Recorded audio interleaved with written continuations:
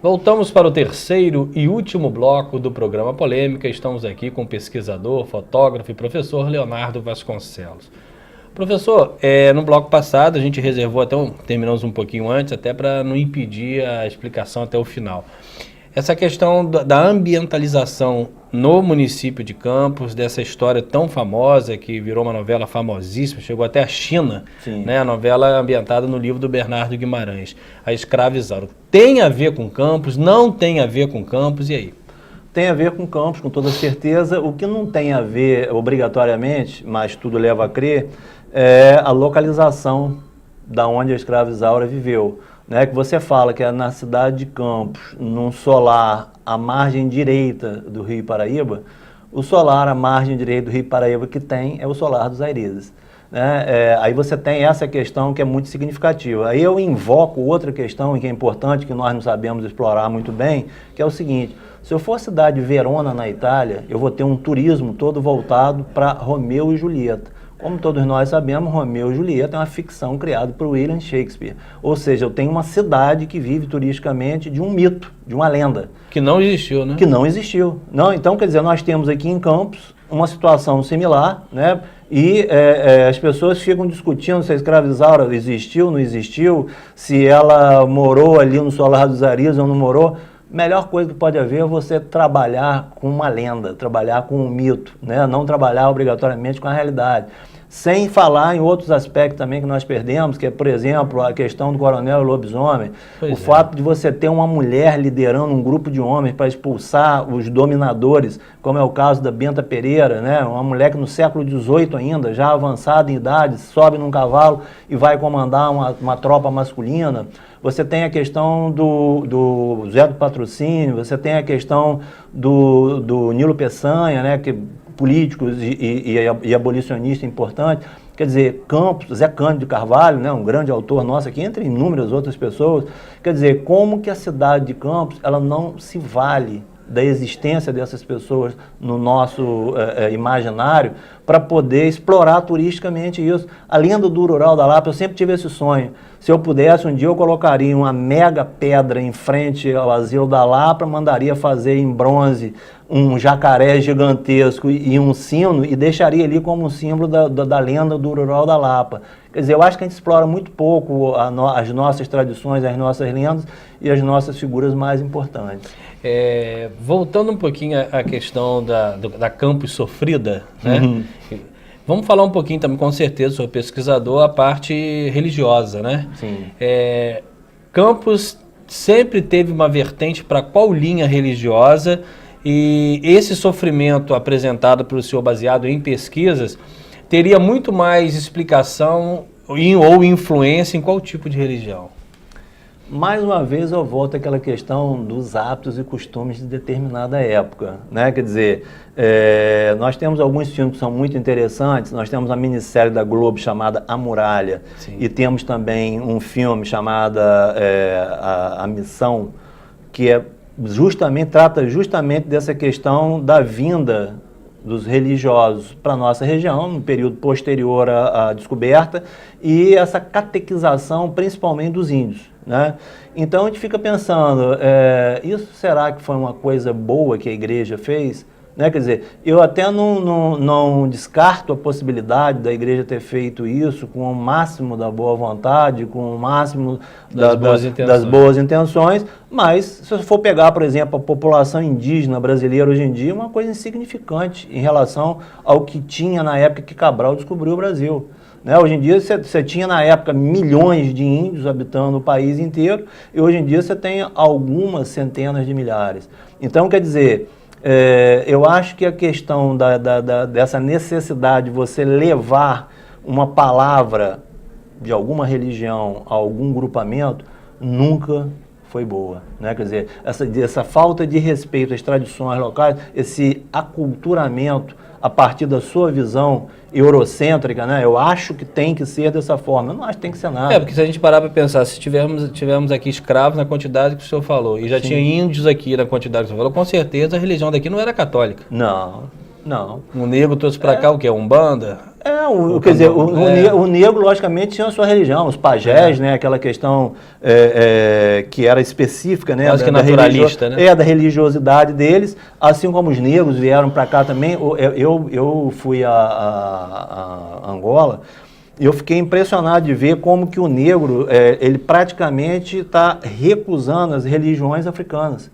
Ele agora está, as religiões evangélicas brasileiras estão dominando a África, dominando principalmente os países africanos de língua portuguesa, Angola, Moçambique e Cabo Verde. Então você tem assim, o que justifica, né, você tirar uma tradição local para impor a sua tradição? Né? Eu considero uma coisa... Mas nesse caso, hoje, na modernidade que a gente tem hoje, esse avanço do evangélico também só acha que é por imposição? Em relação ao avanço da religião? Nesses países? Não acho que é por uma questão de religião, não. Eu acho que por uma questão... de imposição que eu pergunto. Sim, assim, eu acho que não é uma questão de imposição, seria uma imposição religiosa ou uma imposição de opinião. Logicamente, você tem um linguajar muito fácil para ser absorvido. Sim. Né? Quer dizer, a Igreja Católica, por exemplo, ela descobriu, depois de milênios, que rezar-se uma missa em latim era uma coisa que, em hipótese nenhuma, aproximava o fiel da igreja. Eu não estou entendendo o que o padre está falando, como é que eu vou ser, vamos dizer, vou concordar ou discordar. Então, quer dizer, houve essa compreensão de que uma linguagem mais direta e vamos dizer assim, principalmente um suporte mais próximo, né, havendo uma proximidade maior entre igreja e fiel, era uma coisa que funcionaria. Então você tem esse tipo de situação, vamos dizer assim, de imposição, de maneira de pensar, de imposição de fé, de religiosidade, que eu confesso a você sinceramente, eu não acredito que isso seja uma coisa benéfica, né? Eu acho que a pessoa tem que ter o livre-arbítrio, ela tem que escolher o que ela acha que é certo, o que ela acha que é verdadeiro e, consequentemente, viver em paz com aquele tipo de pensamento. Professor, Palácio da Cultura, nós temos alguns corpos enterrados ali, né? Quais são, qual o objetivo daquilo ali e por que é tão pouco visitado? Bom, se você for pensar bem, quer dizer, o Palácio da Cultura, a proposta dele original é muito boa, o projeto arquitetônico do arquiteto Francisco Leal também é extremamente interessante. Infelizmente, o prédio está, vamos dizer assim, modificado em relação à sua proposta original. Antes era uma praça ali, bem arborizada. Ali era a Praça da Bandeira. Era uma praça, até tem uma relação afetiva bastante grande com o lugar, que foi onde eu aprendi a cair de bicicleta. Né? A princípio, a cair de bicicleta, para depois aprender a andar de bicicleta. Então você tinha uma área de praça, né? Quer dizer, uma área de sociabilidade. A Santa Casa já existia ali? Já existia. A Santa Casa ali é de 1951. Aí o que você tem? Você tem a colocação de um espaço público cultural, que é ótimo, uma biblioteca, né? Um espaço de exposição, um auditório e tudo. Só que acontece o seguinte, se você chegar, por exemplo, no Rio, né, você tem lá o Centro Cultural Banco do Brasil, como tem no Rio, tem em São Paulo, tem em diversos outros lugares. Toda vez que eu vou ao Rio, eu não perco meu tempo vendo qual é a programação que tem no Centro Cultural Banco do Brasil, eu simplesmente vou, porque eu sei que eu vou encontrar coisas fantásticas o tempo inteiro. Então, para eu ter um espaço cultural que funcione, eu tenho que ter uma programação constante, em que eu vá até o lugar, eu sei que eu tenho livro para ver, tenho filme para ver, tenho apresentação teatral. Um banho de cultura. Eu tenho um banho de cultura. Isso é um lugar que eu vou aprender alguma coisa. Estendo isso para a Casa de Cultura Vila Maria, ligada ao ENF. Um espaço, quando a Casa de Cultura Vila Maria foi inaugurada, eu que moro relativamente perto, pensei, não vou sair daqui. Videoteca, né, música, tudo que você pode pôr, biblioteca também. Felizmente a gente vê que o espaço está sofrendo, né, para poder se manter. Né? Você não tem uma universidade estadual que está vivendo problemas sérios financeiros como qualquer instituição estadual e, logicamente, se você tem um lado a sofrer primeiro, o lado a sofrer primeiro é aquele que é menos considerado, que é o lado da cultura. Né? Então, quer dizer, nós temos uma carência muito grande dessa questão cultural. Quer dizer, Campos, eu costumo dizer o seguinte, é uma cidade que tem um porte de cidade de porte médio, né, que deveria dispor de todos os atrativos que uma cidade de porte médio dispõe, mas na realidade tem todos os problemas de uma cidade grande e todas as deficiências de uma cidade pequena. Então, quer dizer, eu acho que a gente tem muito que avançar nisso. Agora, voltando à questão do Palácio da Cultura, quais são os ícones campistas que estão enterrados ali? Bom, ali você tem o próprio José do Patrocínio, né? Você teve recentemente a vinda, né, do corpo do ex-prefeito Dr. Barcelos Martins. Eu não sei ao certo quais as pessoas que tem, mas eu sei que tem A Benta Pereira também? Benta Pereira, eu não sei se está ali, porque a Benta Pereira originalmente era enterrada no solar do colégio, lá em Donana, né? No mesmo espaço que ela habitou aquela região, ela foi enterrada dentro da igreja, dentro da capela do solar do colégio. Agora, o campista que chegou à presidência da República não é enterrado em Campos, né? Nilo Peçanha. Acredito, aliás, nós vamos ano que vem comemorar o Sesc Centenário do Nilo Peçanha. O Nilo Peçanha é uma figura que eu acho que merece um estudo mais profundo em relação à sua biografia. Né? Quer dizer, eu acho que você, em geral, tem uma visão muito preconceituosa em relação ao Nilo Peçanha pela questão mesmo de preconceito racial. Porque como ele era um cara mulato, a elite brasileira não aceitava que um cara, filho de um padeiro, tivesse chegado à presidência da República. Então ele sempre sofreu na sua biografia esse tipo de resistência. Se o Obama sofreu agora, imagina Nilo Peçanha no início do século XX. Então, assim, eu até pouco tempo pesquisando para fazer uma palestra, cheguei a uma publicação inglesa em que o autor fala da presença do negro no Novo Mundo. E uma das pessoas que ele cita, inclusive, com a fotografia presidencial, é justamente o Nilo Peçanha. E aí, numa revista brasileira satírica chamada Careta, o autor faz uma biografia de Nilo Peçanha escrachando com ele, e a última citação que ele faz é tipo exatamente essa. No livro tal, do autor tal, publicado na Inglaterra, Nilo Peçanha é citado como negro. Qual o problema? Então, quer dizer, você tem... E eu acho que isso é extremamente importante na nossa cidade. As pessoas aqui não têm orgulho de ter Nilo Peçanha como um ex-presidente da República, né? Aquilo é quase que uma ofensa. Então, se ele está enterrado fora daqui, que continue, porque aqui ele não faz falta. É um equívoco isso, né? Agora, aquela praça ali em frente ao Liceu, queria que o senhor falasse um pouco dela. Sim. E também do Vila Maria, a história da Finazinha, da filha da Finazinha, tem algumas lendas aquilo ali, né? Sim, você tem, no caso específico, né, da praça, né, Praça Barão do Rio Branco, né, o nome da praça, chamado Jardim do Liceu. Aquela praça ali, ela faz parte de um conjunto de obras de melhorias que foram executadas em Campos há exatamente 100 anos atrás. Em 1916... Então o Liceu já existia. O Liceu já existia. O Liceu é de 1864, o Liceu. Então, o que acontece? Você teve uma série de obras programadas para a cidade de Campos no quinquênio 1911-1916. Quem era o prefeito da época? O prefeito da época era o doutor Costa Nunes, né, o que começou as obras. Quando as obras foram encerradas, o prefeito era o doutor Luiz Sobral. Era o nosso Pereira Passos. Eu diria a você que o nosso perfil de Pereira Passos era mais para o doutor Luiz Sobral, que era um médico, sanitarista e tudo, né? E aí o que acontece? Essas obras foram feitas nesse período de 5 anos, houve uma troca de governo nesse período, né? Quer dizer, o presidente da República era o Hermes da Fonseca quando começou, quando inaugurou era o Venceslau Braz, tanto é que ele vem a Campos para inaugurar. O governador do estado era o Oliveira Botelho. E quando foi inaugurado era o Nilo Peçanha, né? Que na época não era governador do estado, era presidente do estado. O prefeito, né, era o Pereira Nunes e depois era o doutor Luiz Sobral. Faço aqui um parênteses ao doutor Luiz Sobral, porque foi prefeito de Campos 3 vezes, né, em 3 mandatos, numa época que Campos não tinha royalties de petróleo, né, quer dizer, foi eleito pela vontade popular mesmo, né, não por causa de uma força econômica.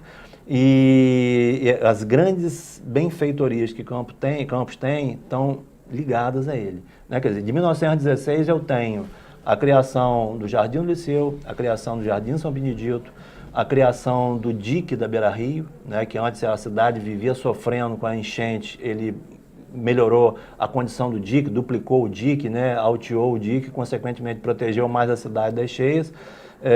Alargamentos de ruas, né, como a Rua 7 de Setembro, ou construção de sistema de saneamento de água e esgoto, né, o da Coroa e o da Rua Barão de Amazonas. Então, quer dizer, tudo que Campos tem de mais avançado, né, que vem justamente da ligação Barão Haussmann em Paris, Pereira Passo no Rio de Janeiro, Dr. Luiz Sobral em Campos. Então, quer dizer, você tem esses benefícios na cidade que estão fazendo 100 anos. Então, quer dizer, o que Campos tem de melhor, eu dei uma série de palestras dentro dessa temática recentemente, e no final das minhas palestras eu sempre colocava o seguinte: daqui a 100 anos nós teremos o que para comemorar? Né? Quer dizer, com todo esse dinheiro de royalties de petróleo que Campos vem recebendo... Na verdade, a gente ainda vive dos 100 anos atrás. Exatamente. E aí nós temos um outro problema que eu acho mais significativo, é o seguinte: Campos vive com a fartura do royalties de petróleo há alguns anos, né? Não chegou a 2 décadas, chega a 2 décadas no ano que vem. Com que dinheiro foram feitas essas obras no início do século XX? Os usineiros criaram um imposto no valor de 2,5% para eles pagarem e para esse dinheiro poder proporcionar essa reformulação, melhoramentos em Campos, é o nome que isso tem. A Comissão de Saneamento é o órgão que é responsável por isso. Hoje em dia, o que acontece? A cidade de Campos vive com a mão estendida para o royalties do petróleo. E nada foi feito. Se eu perguntar a qualquer pessoa que me cite aí 5 obras importantes que foram feitas nesses quase 20 anos, não tem nada, não ficou nada, né, para a cidade. Esse dinheiro está onde? O próprio Rockefeller construiu muitas coisas marcantes em Campos e na época não tinha royalties também. Sim, um período de governo pequeno, curto, né? O próprio Palácio da Cultura é uma coisa da Sandu época também, dele. se não me engano. Então, quer dizer, você tem essas questões que são questões que estão aí visíveis, né? E que as pessoas não se dão conta, né? Não entendem como que a cidade vem passando ano a ano por uma estagnação e principalmente na fase atual por uma destruição de patrimônio, né? Nós temos como aquele em frente, o VIP Center também, disse que era um prédio. Sim, aquela casa ali era uma casa de um comerciante português chamado Matias José de Freitas Arantes. Esse cara era um exportador de açúcar, era uma pessoa com uma força muito grande dentro da cidade do ponto de vista econômico e, consequentemente, do ponto de vista político. Eu até tenho muita documentação dele, casualmente tenho muita documentação dele. Então, quer dizer, você tinha um coretozinho em frente ao VIPs ali, não tinha? Na esquina? Olha, ao lado do posto? Aonde era o VIPs era a casa do grande capitão Carneirinho, né? Francisco de Paula Carneiro, o homem que construiu o Trianon, o homem que construiu o Cine Orion, ex-usineiro. Então ele tinha uma casa maravilhosa ali, que é onde tinha esse chafarizinho que você está falando. Frente? Em frente à casa dele. Era uma casa em estilo... Eu lembro ainda dele. Era uma casa estilo Arte Nouveau e tudo. Então, quer dizer, você tem uma casa em estilo Arte Nouveau, quer dizer, uma casa do início do século XX. A casa do Matias José de Freitas Arantes era uma casa em estilo colonial. Ou seja, aquela aula de arquitetura que nós falamos que Paris Campos também já foi.